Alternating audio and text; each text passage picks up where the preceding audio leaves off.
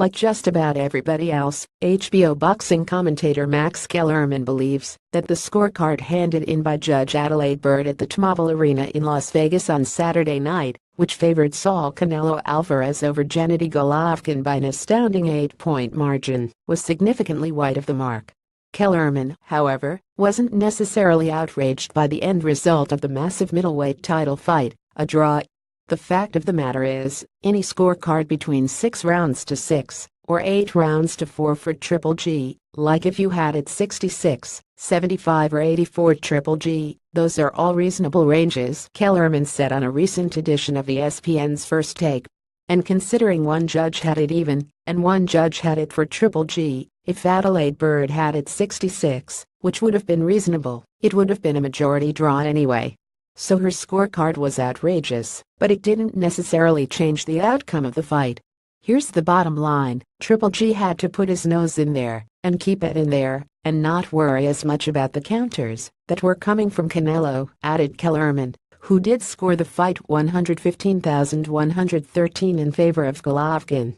Canelo fought an excellent fight, to the point where he was the smaller guy, he was the underdog, he has less punching power, but he was able to box well enough in spots and turn it on when he needed to.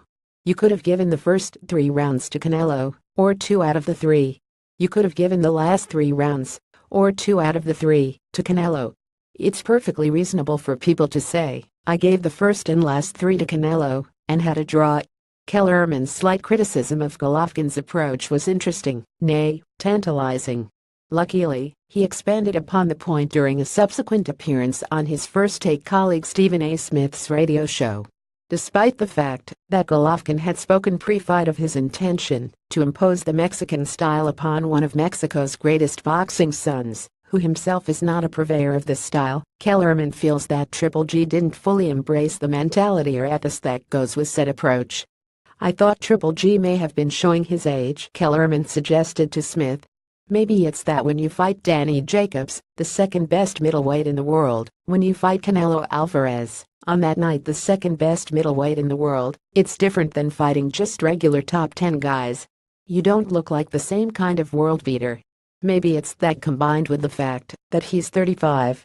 But, Stephen A., when you're fighting a great counterpuncher, if you want to win decisively, you got to fight the way that Julio Cesar Chavez Sr. fought Edwin Rosario, who was a much bigger puncher than Canelo, for a lightweight. You have to be willing to put your nose in there, risk getting knocked out yourself, which is humiliating, especially when Triple G has worked his entire life for this moment, in order to pin the guy on the ropes and keep working him. Though he pressed the action and consequently took plenty of shots throughout the gripping 12-rounder, there were moments in which Golovkin seemed surprisingly and uncharacteristically hesitant. In the fourth, the round in which Golovkin started to really find his range, he landed a heavy right hand on Alvarez along the ropes. The 27-year-old Mexican took it well and beckoned Golovkin in. It was obvious that Canelo was trying to lure Triple G into traps and onto counters, and the Kazakh neglected to really open up as a result. It may have seemed like an intelligent move, but it was also a cautious one, and it was caution that Kellerman feels robbed Golovkin of the chance to score a truly decisive victory. When Triple G got Canelo to the ropes, he still boxed from a distance because he has an Eastern European influence on his style, not just Mexican, said Kellerman of Golovkin, who is trained by Mexican coach Abel Sanchez. And in so doing, yes, I thought he won the fight, but he also gave Canelo some escape routes. He didn't get in there and muscle him and keep him on those ropes and in that corner, which is what I thought he needed to do to maybe even score a knockout, which I thought was possible from him.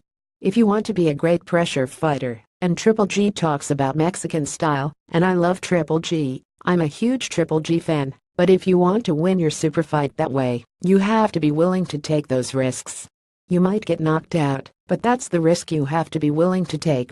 You can listen to the full interview below.